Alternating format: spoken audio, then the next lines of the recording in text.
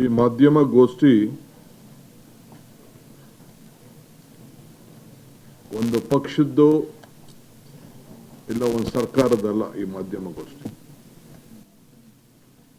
ಇಡೀ ರಾಜ್ಯದಲ್ಲಿ ಇರುವಂತ ಎಲ್ಲ ಕೂಲಿ ಕಾರ್ಮಿಕರ ಬದುಕು ಜೊತೆಗೆ ಗ್ರಾಮೀಣ ಪ್ರದೇಶದ ಅಭಿವೃದ್ಧಿ ವಿಚಾರದಲ್ಲಿ ಕಳೆದ 20 ವರ್ಷದಿಂದ ಏನು ನಮ್ಮ ಹಳ್ಳಿಯ ಜನ ದುಡಿದು ಬೆವರು ಸುರಿಸಿ ಆ ಊರನ್ನ ಅಭಿವೃದ್ಧಿ ಮಾಡ್ತಾ ಇದ್ರು ಮತ್ತು ವೈಯಕ್ತಿಕವಾದಂಥ ಅವರ ಬದುಕಿನಲ್ಲಿ ಒಂದು ಶಕ್ತಿ ತುಂಬುತ್ತಾ ಇತ್ತು. ಅದಕ್ಕೆ ಇವತ್ತು ಒಂದು ಕೊನೆ ಇತಿಹಾಸವನ್ನ ಎಳೆದಿದ್ದಾರೆ. ನನಗೆ ಆಶ್ಚರ್ಯ ಆಗ್ತದೆ. ನಾನು ಬಿಜೆಪಿ ಎಲ್ಲ ಸ್ನೇಹಿತರುಗಳಿಗೆ ನಾನು ಕೇಳಲಿಕ್ಕೆ ಬಯಸ್ತೇನೆ, ಇಲ್ಲ ನೀವು ಇದನ್ನ ಸ್ವಾಗತ ಮಾಡಬೇಕಾಯ್ತು, ಇಲ್ಲ ನೀವು ಇದನ್ನ ಖಂಡಿಸಬೇಕಾಯ್ತು. ಎರಡೂ ಕೂಡ ಮಾಡಿಲ್ಲ. ಇಲ್ಲ ಏನು ನಿಮ್ಮ ಕೇಂದ್ರ ಸರ್ಕಾರ ಮಾಡಿದೆ ಇದು ಮಾಡಿರೋದು ಸರಿ ಅಂತ ನೀವು ಹೇಳಬೇಕಾಗಿತ್ತು, ಇಲ್ಲ ನರೇಗಾ ಯೋಜನೆಯನ್ನ ತೆಗೆದಾಕಿರೋದು ಸರಿ ಅಂತ ಹೇಳಬೇಕಾಯ್ತು, ಇಲ್ಲ ತಪ್ಪು ಅಂತ ಹೇಳಬೇಕಾಯ್ತು. ಇವೆರಡೂ ಹೇಳದೆ ಯಾಕೆ ಇಲ್ಲಿವರೆಗೂ ಮೌನ ತಾಳ್ತಾ ಇದ್ದೀರಿ ಅನ್ನೋದನ್ನ ನೀವು ಹೇಳಬೇಕಾಗ್ತದೆ. ಯಾಕೆಂದ್ರೆ ಈ ಯೋಜನೆಯಿಂದ ಈಗಾಗಲೇ ನಮ್ಮ ಮುಖ್ಯಮಂತ್ರಿಗಳು ಮತ್ತು ನಮ್ಮ ರೂರಲ್ ಡೆವಲಪ್ಮೆಂಟ್ ಮಿನಿಸ್ಟರ್ ಹೇಳ್ದಂಗೆ ಪ್ರತಿ ಒಂದು ಕುಟುಂಬದ ಯಾರು ಕೂಲಿ ಕಾರ್ಮಿಕರಿಗೆ ಈ ಶಕ್ತಿ ಮಹಾತ್ಮ ಗಾಂಧೀಜಿ ಗ್ರಾಮೀಣ ಉದ್ಯೋಗ ಖಾತ್ರಿ ಯೋಜನೆ, ಈ ಯೋಜನೆಯಲ್ಲಿ ಪ್ರತಿ ಒಬ್ಬರ ವೈಯಕ್ತಿಕವಾದಂಥ ಬದುಕಿನಲ್ಲಿ ತಾನು ಮಾಡಿದಂಥ ತನ್ನ ಮನೆ ಕಟ್ಕೊಳ್ಳೋಕ್ಕೆ ಕೇಂದ್ರ ಸರ್ಕಾರ ಆಗಲಿ ರಾಜ್ಯ ಸರ್ಕಾರ ಆಗಲಿ ಕೊಟ್ಟಂಥ ಮನೆ, ಆಶ್ರಯ ಮನೆ, ಇಂದಿರಾ ಆವಾಸ್ ಮನೆ, ಅಂಬೇಡ್ಕರ್ ಮನೆ, ಬಸವ ಜಯಂತಿ ಮನೆ, ಆ ಮನೆಯಲ್ಲಿ ತಾನೇ ಕೂಲಿ ಮಾಡಿಕೊಂಡು ಕಟ್ತಾ ಇರೋಂಥ ಸಣ್ಣ ಮನೆಗೆ ತಾನೇ ಕೂಲಿ ತೆಗೆದುಕೊಳ್ಳುವಂಥ ಶಕ್ತಿ ಇವತ್ತು ಮನಮೋಹನ್ ಸಿಂಗ್ ಅವರ ಸರ್ಕಾರ, ಕಾಂಗ್ರೆಸ್ ಸರ್ಕಾರ, UPA ಸರ್ಕಾರ ಕೊಟ್ಟಿತ್ತು. ಜೊತೆಗೆ ಪ್ರತಿಯೊಬ್ಬ ಜಮೀನಿನಲ್ಲಿ ಇಂಗು ಗುಂಡಿ ತೋಡ್ಕೊಳ್ಳಿಕ್ಕೆ, ಇಲ್ಲ ಏನಾದ್ರು ಒಂದು ಇದಕ್ಕೆ ರೇಷ್ಮೆ ಹಾಕ್ಲಿಕ್ಕೆ, ಮಾವಿನ ಗಿಡ ಯಾವುದೇ ಆಗ್ಲಿ ಅವನು ವ್ಯವಸಾಯ ಮಾಡ್ಕೊಳ್ಳಿಕ್ಕೆ, ಅವನ ವ್ಯವಸಾಯ ಮಾಡ್ಕೊಳ್ಳೋದಕ್ಕೂ ಕೂಡ ಅವನಿಗೆ ಕೂಲಿಯನ್ನ ಪಡ್ಕೊಳ್ಳಿಕ್ಕೆ, ಅದನ್ನ ರಿಜಿಸ್ಟರ್ ಪಡ್ಕೊಳ್ಳಿಕ್ಕೆ ಒಂದು ಅವಕಾಶ ಇದೆ. ನಾನು ತಮ್ಗೆ ಹೇಳಲಿಕ್ಕೆ ಬಯಸ್ತೇನೆ, ನೋಡಿ, ಒಂದು ಇನ್ಫ್ರಾಸ್ಟ್ರಕ್ಚರ್ ಬೇರೆ ವಿಚಾರ, ನಾನು ಅದಕ್ಕೆ ಆಮೇಲೆ ಬರ್ತೀನಿ. ಇಂಡಿವಿಜುವಲ್ ಆಗಿ improving livelihoods through horticulture, sericulture, plantation, farm, forestry. ಆಮೇಲೆ ಡೆವಲಪ್ ವೇಸ್ಟ್ ಲ್ಯಾಂಡ್, ಯಾವ್ದಾದ್ರು ವೇಸ್ಟ್ ಲ್ಯಾಂಡ್ ಅಂತ ಅವ್ರ ಭೂಮಿಗಳಲ್ಲಿತ್ತು ಅದನ್ನೆಲ್ಲ ಮಟ್ಟ ಮಾಡ್ಕೊಳ್ಳಿಕ್ಕೆ ಸ್ವಂತ ಭೂಮಿಯಲ್ಲಿ. Unskilled wages construction houses sanction and Indira Awas Yojana and other state and central government scheme. ಈಗ ಈ ಹೊಸ ಆಕ್ಟಲ್ಲಿ ಈ ಇಂದಿರಾ ಆವಾಸ್ ಯೋಜನೆ ತೆಗೆದಾಕ್ಬಿಟ್ಟಿದ್ದಾರೆ, ಸ್ಟೇಟ್ ತೆಗೆದಾಕ್ಬಿಟ್ಟಿದ್ದಾರೆ, ಸೆಂಟ್ರಲ್ ಅಂತಲೂ ತೆಗೆದಾಕ್ಬಿಟ್ಟಿದ್ದಾರೆ. ಪ್ರಧಾನಮಂತ್ರಿ ಮಾತ್ರ ಇಟ್ಟವ್ರೆ. ಇಲ್ಲಿದೆ ನನ್ನ ಹತ್ರ, ಬರೀ ಪ್ರಧಾನಮಂತ್ರಿ ಹೆಸರಿನಲ್ಲಿ ಯಾವ್ದಾದ್ರು ಮನೆ ಕಟ್ಟರೆ ಅದನ್ನ ತೆಗೆದುಕೊಳ್ಬೋದಂತೆ.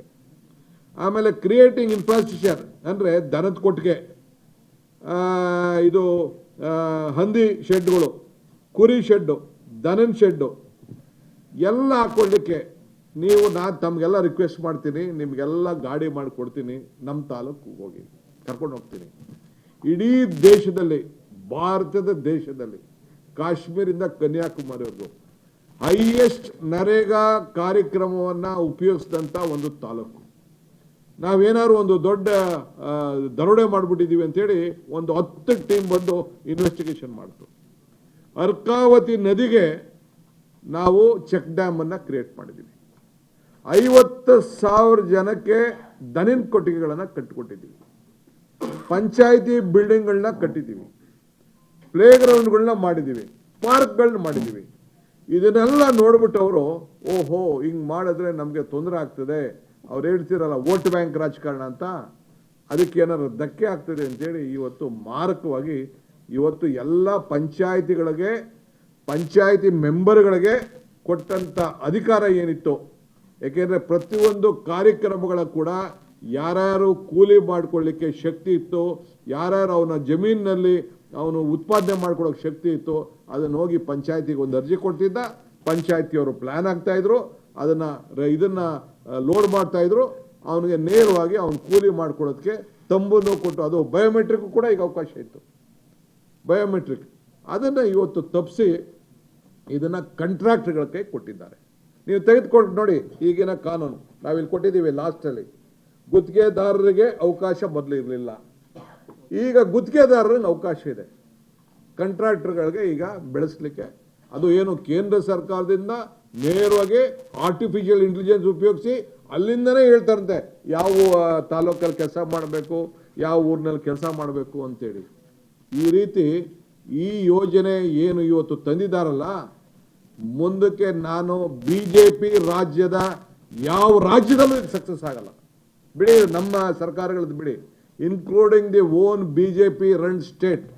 ಇವನ್ ಆ ಸ್ಟೇಟಲ್ಲೂ ಕೂಡ ಈ ಕಾರ್ಯಕ್ರಮವನ್ನು ಯಶಸ್ಸು ಮಾಡಲಿಕ್ಕೆ ಸಾಧ್ಯ ಇಲ್ಲ. ನಾನು ಹೇಳ್ತಾ ಇದ್ದೀನಿ, any central minister Y has not welcomed it?